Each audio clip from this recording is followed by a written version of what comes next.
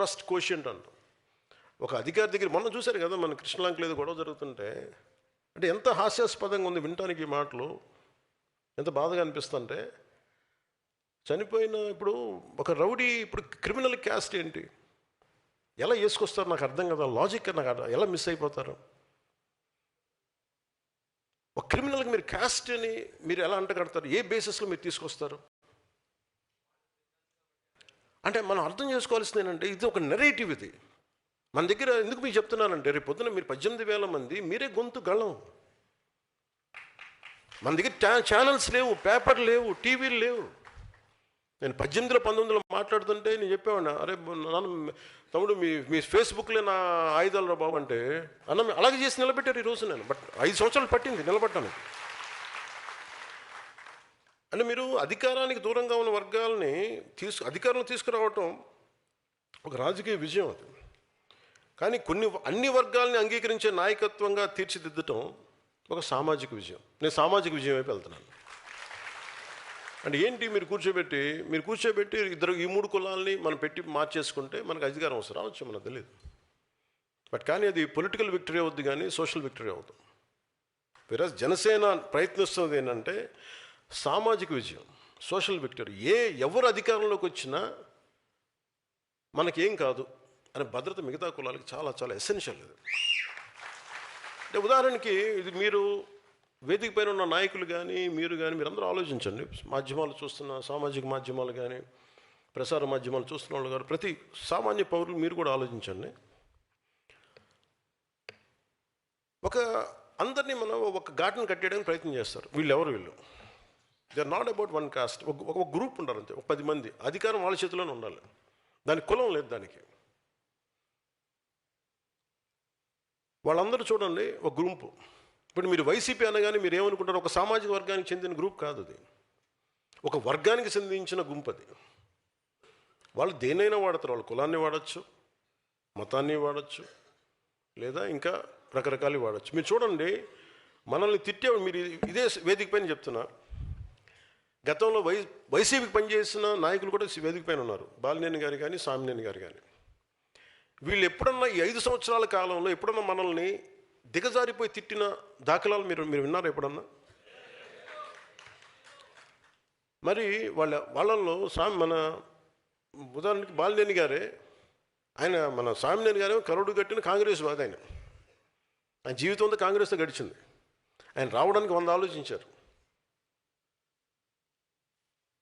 సహజమైన లాయల్టీ కాంగ్రెస్ వైపే ఉంటుంది. కానీ దాన్ని దాటుకొని వచ్చారంటే ఆయనకు అర్థమవుతుంది ఇది రైట్ కాదని. అదే బాలినేని గారు, మన రాజశేఖర రెడ్డి గారు చనిపోయినప్పుడు ఆయన కోసం వాళ్ళ నాయకులు, మన గత ముఖ్యమంత్రి కోసం ఆయన రాజీనామా చేశారు. మన మంత్రి, క్యాబినెట్ మినిస్టర్గా ఉంది. అంటే అలాంటి వ్యక్తి బయటకు వచ్చిన దాంట్లో కులం ఎక్కడుంది అంటున్నాను నేను. ఆయన విభేదించి ఎందుకు బయటకు రావాల్సింది సరిగ్గా లేదు. ఇదైతే రైట్ కాదు, ఇలాంటి రాజకీయం రైట్ కాదు, విచ్ఛిన్నమైన రాజకీయం రైట్ కాదు. సో అక్కడ ఎక్కడ కులం అనేది లేదు. అది నా మాట చెప్పడానికి చెప్తున్నాను ఇదంతా. ఇప్పుడు నన్ను తిట్టే వాళ్ళందరూ చూడండి, నన్ను తిట్టిన వాళ్ళు ఇప్పుడు దాకా అందరూ కాపులు తిట్టారు నన్ను. అంటే ఎవరి భుజాల మీద పెట్టి మీరు కాలుస్తారు తుపాకులు. అంటే మీకు ఇది చాలా జాగ్రత్తగా చూడాలి. అంటే వీళ్ళు ఏం చేస్తున్నారు, మీ సబ్ టెక్స్ట్, మీరు మాట్లాడేది ఒకటి, చూసేది ఒకటి, చెవులకి మీ భావం ఏమి వెళ్తుంది లోపలికి. వీళ్ళు చాలా ఒక పథకం ప్రకారం అందరికీ ఇది ఆమోదయోగ్యం ఏమన్నా తెలీదు. జనసేన అంటే ఇష్టపడని వర్గాలు ఏవైనా కావచ్చు.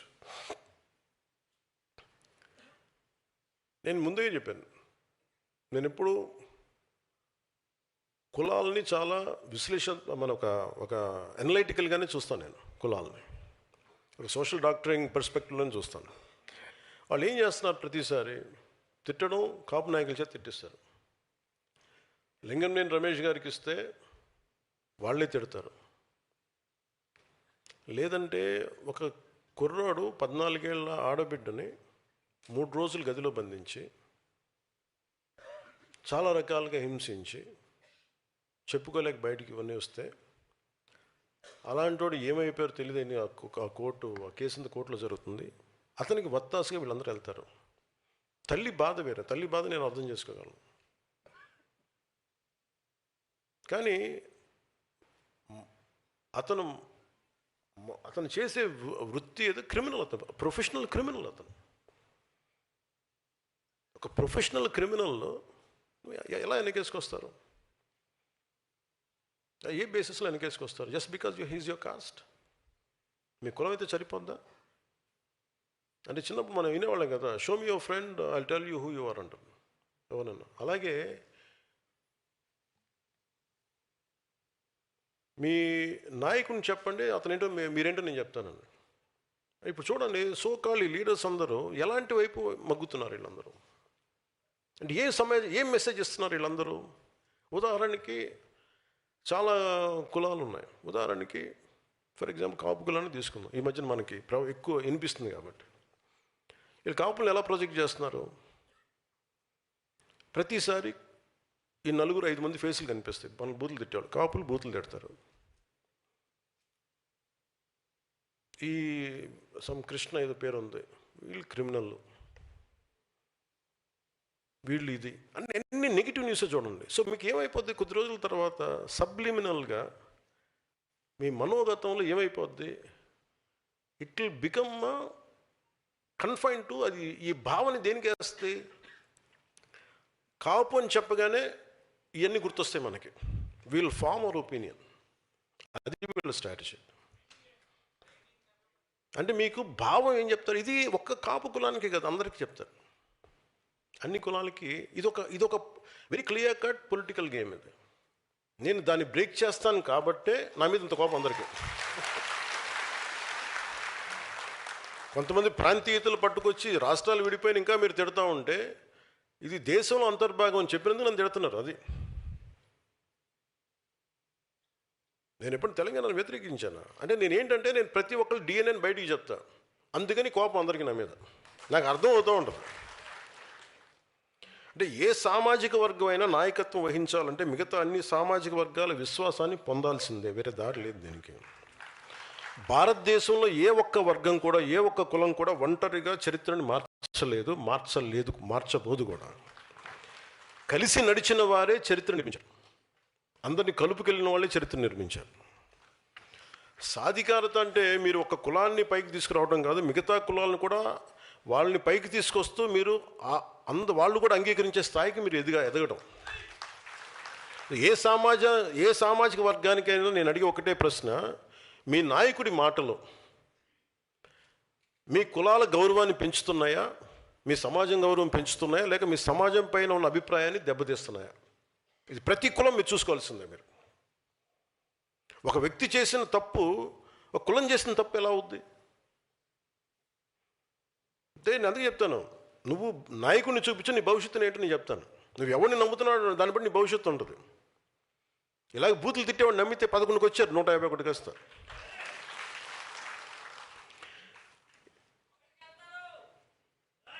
తదాస్తు.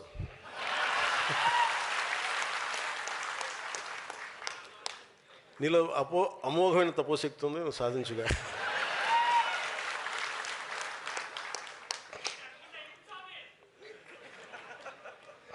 ఉదాహరణకి మనకి ఈ మధ్యన శ్రీకాకుళంలో ఇలా మాట్లాడుతూ ఉంటే, ఆయన ఎమ్మెల్యే అనుకుంటా, ఎమ్మెల్సీ గుర్తురాలేదు, ఆయన ఇష్టం వచ్చిన మాట్లాడుతూ సడన్గా అరెస్ట్ చేయగానే, అసలు ఆ కేసు కూడా నా మీద పెట్టారంట, నన్ను తిడితే పెట్టారంట, నాకు అది కూడా తెలియదు. నాకు ఏదో ఒకట్లే పేర్లు. నేను అనేది వ్యక్తిని చెప్పట్లా. నాకు చెప్పాను కదా, వ్యక్తితో పెద్ద సంబంధం. నాకు నిజంగా చాలామంది తిడుతున్నారు, నాకు చూస్తాను. నాకు ఎంత ఇమ్యూనిటీ వచ్చేసిందంటే భగవంతుడి దయ వల్ల. అంటే నాకు యాంటీ వైసీపీ నేను ఇమ్యూనిటీ ఎక్కిచ్చేసుకున్నాక నాకు అసలు అలా చూస్తూ ఉంటాను. బూతులు తిడుతున్నా అలా చూస్తూ ఉంటాను, సంతోషం. ఇంకా అలాగా అంటే వాళ్ళు సడన్గా ఇష్టానికి తప్పులు చేసేసి, అంటే ఇప్పుడు మా కులాన్ని తొక్కేస్తున్నారు అంటాడు. నీ కులం చెప్పిందా నీ బూతులు తిట్టమని?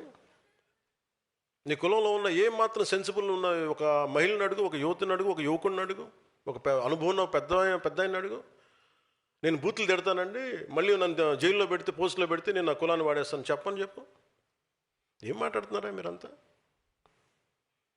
జనసేన కులాల ప్రాతిపదికన రాజకీయం చేయదా? కానీ మీరు చేసిన తప్పులు చేస్తున్న మటుకు నేను చెప్తున్నాను, మా వాళ్ళు ఎంత మాట్లాడతారో, మా నాయకులు కానీ మీరు కానీ ఎంత చేస్తారో నాకు తెలియదు. కానీ నేనైతే తప్పు మీరు ఇష్టం వచ్చినట్టు బూతులు తిట్టేసి క్రైములు చేసి కులాలు వెనక దాక్కుంటే నేను మటుకు దానికి బలంగా ఖండిస్తాను. అంతవరకు నాకు ఆ భయాలు లేవు నాకు.